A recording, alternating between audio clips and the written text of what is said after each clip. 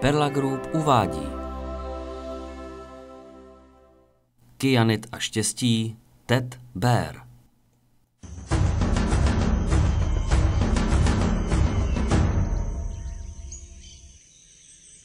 Ahoj, neviděli jste mě, víte proč? Protože jsem Ted Bear. Jestli chcete přežít jako já, musíte být bystří, odvážní, dobře vypadat, s batohem plným důvtipu. Já mám svůj přes obě ramena.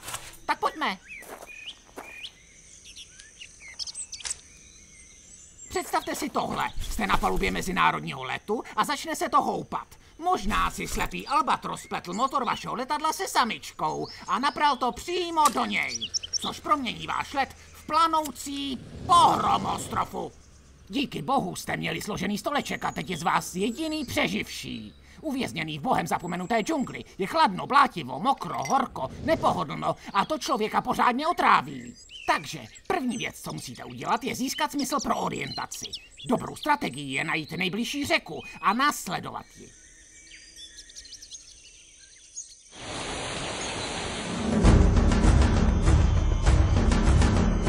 Po chvilce vás všechna ta chůze k smrti úplně vyčerpá. Musíte najít zdroj potravy, protože potrava znamená karbohydráty. Karbohydráty znamenají energii. Energie znamená pohyb. Pohyb znamená přežití.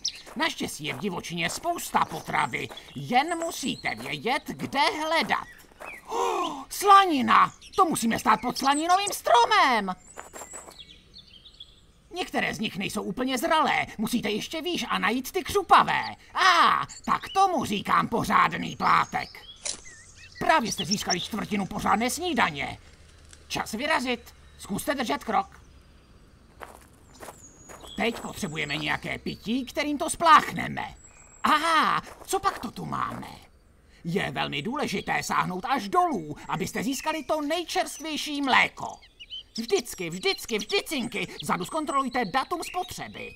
Je to nezbytné k vašemu přežití. Mám to ale kliku. Čokoládové mafiny. Rozinky.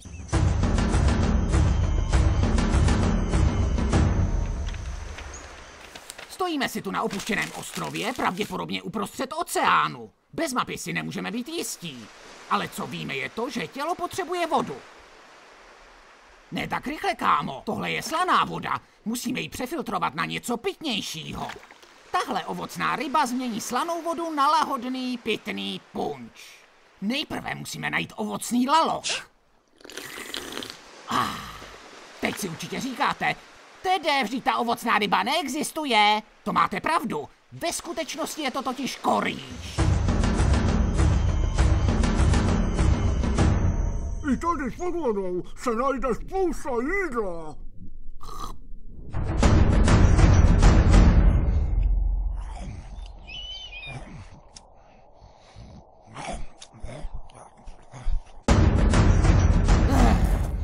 Trik k vašemu přežití. Páni, je velmi těžké popadnout dech v této nadmořské výšce. Já jen chtěl jsem říct.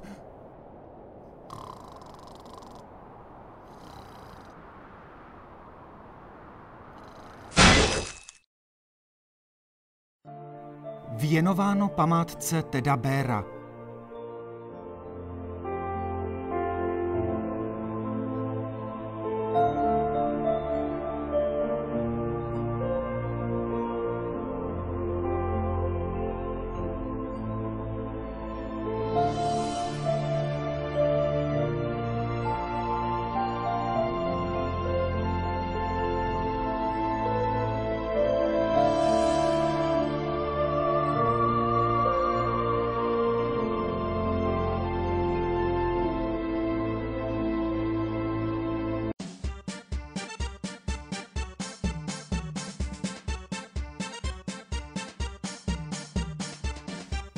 Perla Group 2011.